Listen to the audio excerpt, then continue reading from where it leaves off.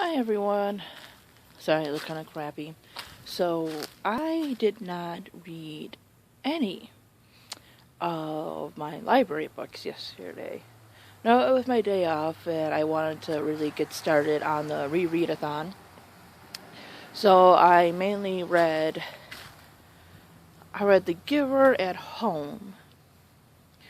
And, there's a lot I forgot about it. I loved the book, and I listened to part of it on audio a couple years ago, but not the full thing.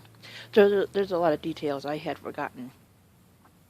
And honestly, I was like really against the movie for certain reasons, and while I didn't hate it, there's just so much left out and everything. And the thing about dystopians like this one and other ones, well, even fantasy, when you have stuff that's not like contemporary in the real world, you're creating worlds and either magical or futuristic and such.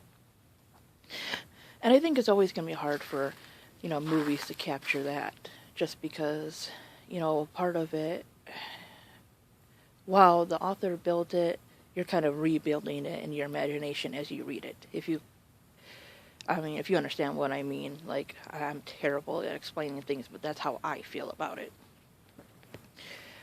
But Jonas and his world, there's just so much more to it and everything, and a lot of things that I've forgotten about it, and how this society works and everything, and because I read it so many years ago, and then I just seen the movie, and they left so much out. But I can remember loving the book, and I'm drawn back into it. Like, I sat there and read a couple of chapters straight, and it's been hard for me to just sit down and read lately with everything going on in my mind. I just can't concentrate, but it was a story that drew me in, and I could just sit there and I wanted to read more, and just like nothing else was going on in my mind.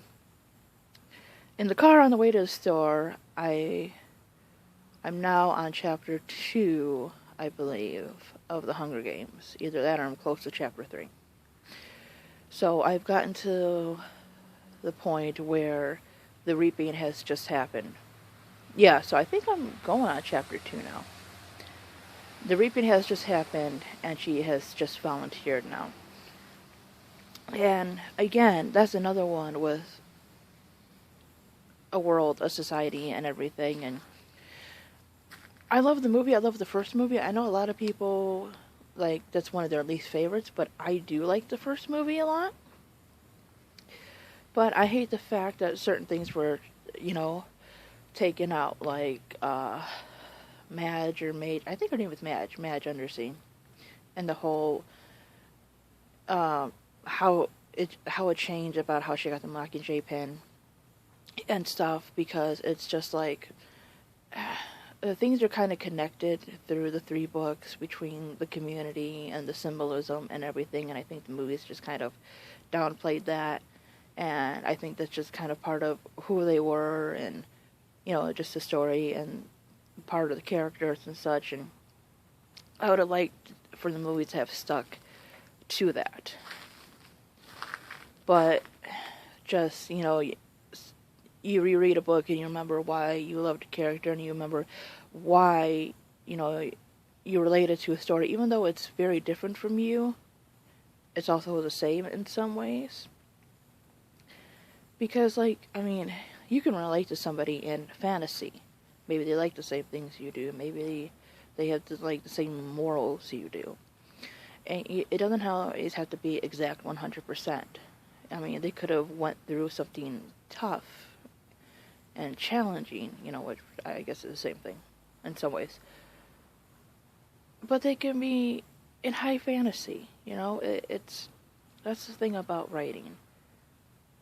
There is so much we can create, and so much we can relate to others and speak to others through these creations, whether real or fantasy. But yeah, yesterday I mainly read The Giver and then a bit of The Hunger Games. So perhaps today I will catch up more on my library books. But anyways, I'll see you guys next time. Bye-bye.